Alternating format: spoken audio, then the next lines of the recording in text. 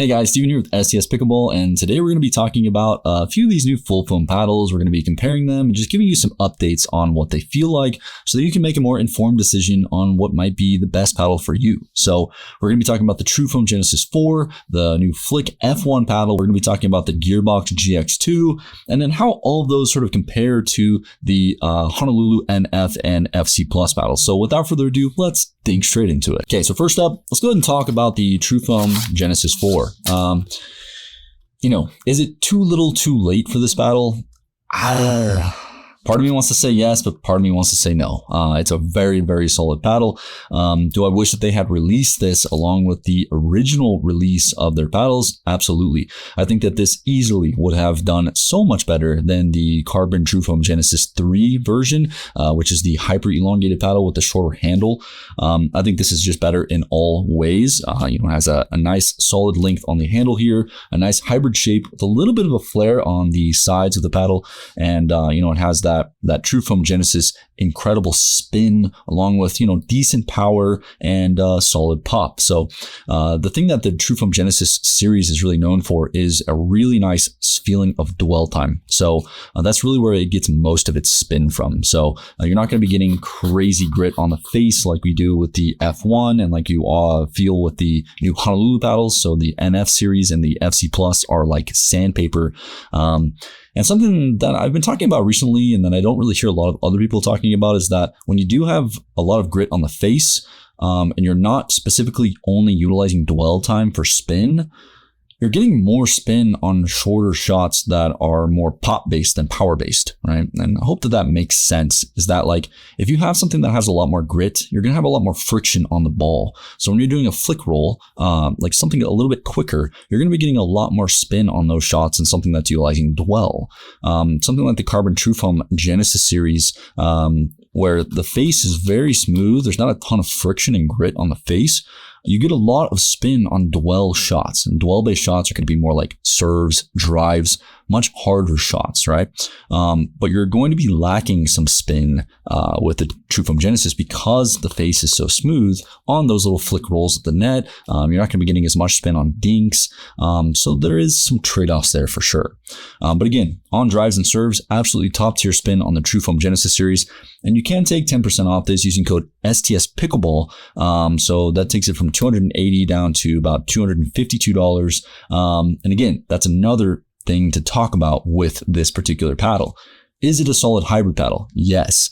But the reason why some of the other reviewers, and myself included, are talking about this maybe being too little too late is because we have so many other full foam options that are competing with these, if not outdoing these in certain metrics like spin and power and sweet spot, and they're cheaper. You know what I mean? So it's tough to justify $252 for a paddle these days when you can get something cheaper that has a relative warranty period and, has really solid construction and hasn't had any issues to speak of. So, if you like the CRBN brand and you want to go with something that, has been, very tried and true, very tested product, I think that it's still a safe bet for sure. But overall, there are better options for cheaper price points on the market right now. So, solid paddle, but I do think that there are some other options that I would, if I had to spend my if I had to spend my hard-earned money on a paddle right now, would I buy a CRBN TruFoam Genesis 4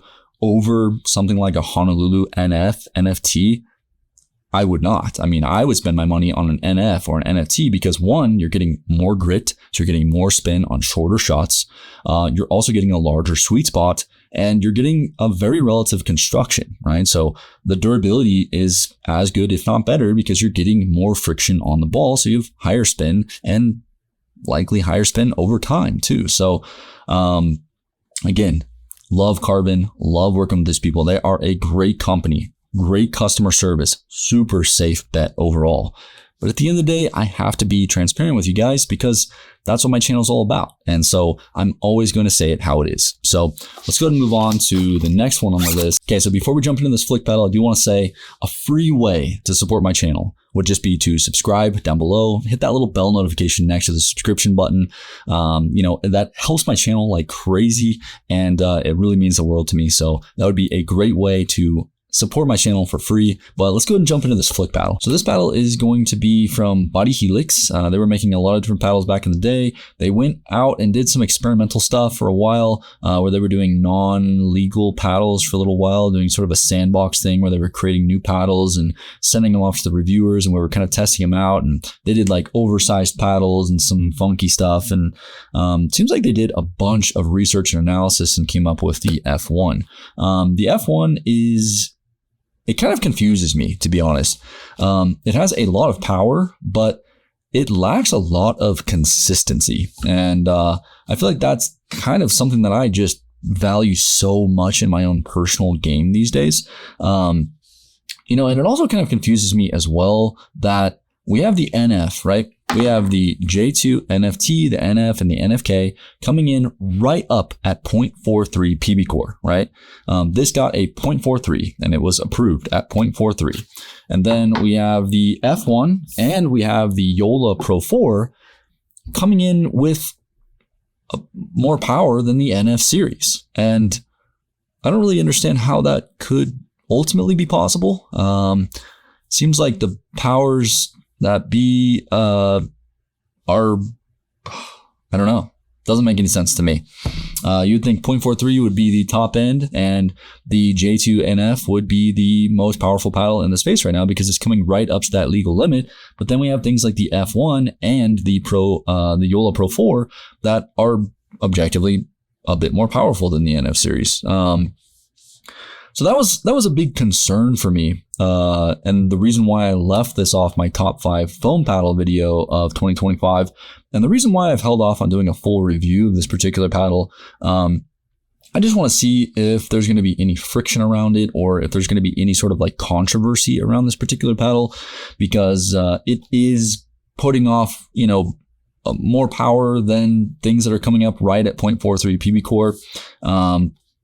So I don't think that whole system of measurement is really doing us a lot of help or justice in the space right now, to be quite honest, as far as power goes. But at least we have something in place, but there's definitely some inconsistencies there. And so, definitely crazy power on this paddle. Would I take it to a tournament tomorrow? I would not. I would definitely take the J2NF over the F1 for sure, just because it doesn't have the consistency that I need in my game, and to be quite honest, that doesn't really come down to a skill thing as much as it comes down to the fact that if you hit this paddle even slightly off center, you get the sweet spot isn't very big.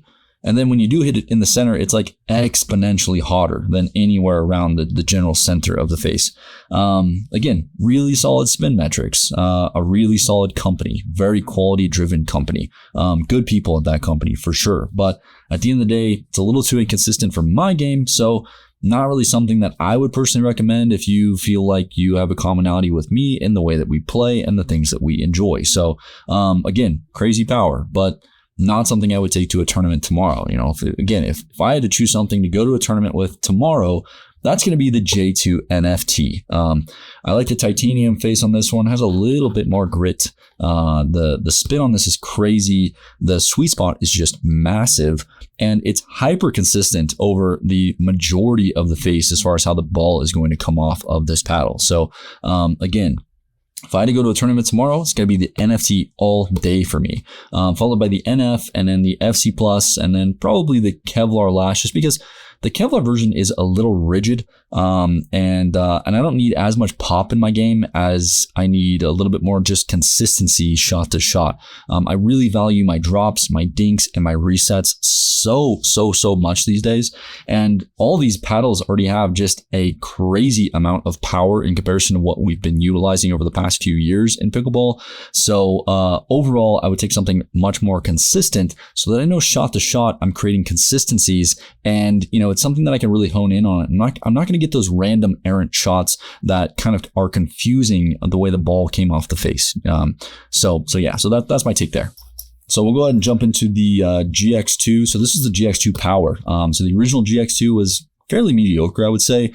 Not really great spin, a little off-putting, really tight sweet spot, decent power, nothing to write home about. But the GX2 Power, on the other hand, now this feels like a Pro Power elongated with an edge guard, and that's awesome. So again, so the GX2 Power, really good spin, really good dwell time. Again, this is a paddle that's getting its spin from dwell time specifically, so it is a very smooth face. So you're going to find yourself getting a lot more spin on drives and serves, but not quite as much spin on dinks, drops, and counters, or little flick rolls at the net, right? So you're not going to be getting quite as much spin on those. But with the GX2 Power, you will be getting a ton of spin on drives and serves. Again, the power on this is very solid. It's not quite F1 status power. It's up there. It's just a little under the Yola Pro 4, I would say, as far as power goes. I would say the sweet spot on this is a little bit better than the GX2 non-power version. And I would say overall, this would be my number one pick in the Gearbox lineup. So the GX2 Power is definitely the best paddle that they've made to date, primarily just because it feels a lot like their original sort of Pro Power elongated series, but with an edge guard, which is just awesome because you get all the benefits of the edge guard and you get all the benefits of that core that they've been able to make that is so unique to the Gearbox lineup. So they are offering a discount on this as well. So if you want to purchase this one, you can use code STS Pickleball. It's going to give you 10% off on these. So that's going to put it in the same realm as the Carbon. So it comes in at $280. You get 10% off. It's like $252 after discount code. If you're a Gearbox fan or you really enjoyed the feeling of the original Pro Power elongated or paddles like that, this could be a very good choice for you. But again, if I'm looking for something very linear, then the NF really is it's just a crazy good paddle, to be honest. I mean, it's just super solid. The NF and the FC Plus are just very solid.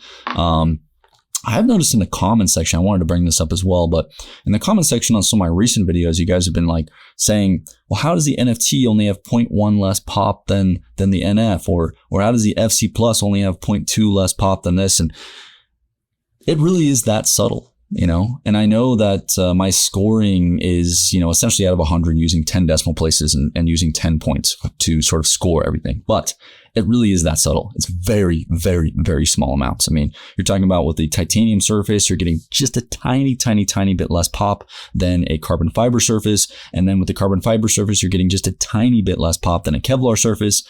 And then the FC Plus, given the general way that it's constructed, not utilizing the notch foam, but using 2 bands of foam around the perimeter of a full foam core, this one's even going to have just a little bit less pop than the others. And that brings up the question, like, does Honolulu really even need to offer all these different paddles? And not really, given the fact that they are all so tight in the pop and power spectrum. But what I will say is that if you like something a little bit more dampened off the face, go with the titanium. If you like something a little bit more middle of the road, go with the carbon fiber. If you like something that's a little bit more rigid, has a little bit more pop, tiny bit more pop, go with the Kevlar. And then if you want something that has just even a little bit less pop and has a little bit more controllability than all 3 of the NF series, then I would go with the FC Plus. So you're going to see other reviewers saying that maybe the FC Plus is a little bit more powerful than this or that, but that's just because the only discrepancies at this point is just because they are very subtle differences. You can use code STS10, which is going to be my code for all the titanium and carbon fiber versions on their website. And then you can use code STS Pickleball to save $20 off any of the Kevlar variants on their website. So like the NFK would be STS Pickleball, NFT and NF are going to be STS10, and then the FC Plus is also going to be STS10. So that'll save you basically like $20 essentially.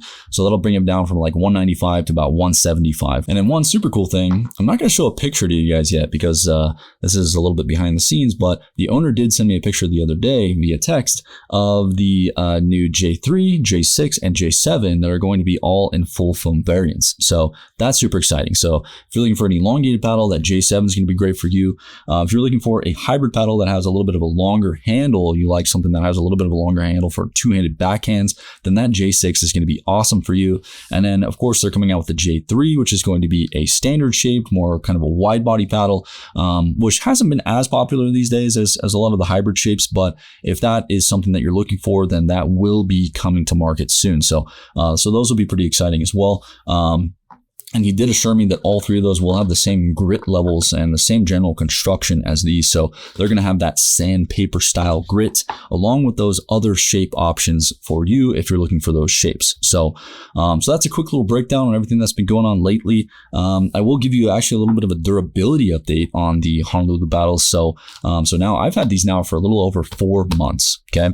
And I have been putting a ton into these. And you can see it a lot with the NFT, you know, there's ball markings all over this paddle, but I did take these paddles out just 2 days ago to do some spin testing since I've been utilizing these for 4 months, and I put a ton of time on these paddles. One, I will say they have not broken in. There's no like break-in period. They don't get ultra hot over time. They're very linear. Like, they still feel like the day I pulled them out of the box, which is awesome to see. That we're not getting that polypropylene break-in period where it starts kind of rigid, gets plush, sometimes gets a little bit hotter, sometimes it gets way hotter.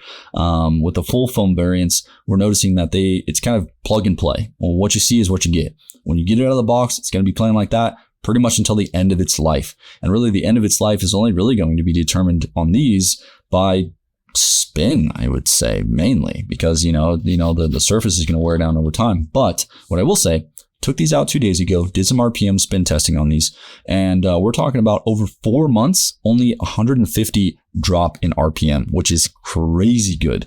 So I don't know if they've done some updates to the way that they're doing the peel ply. I don't know if they've done any updates with the grit here. Could be coming a little bit more from dwell time from the full foam core. I'm not entirely sure, but what I can tell you is that objectively, they've only lost about 150 RPM on average over the past 4 months, and I've been using these like crazy.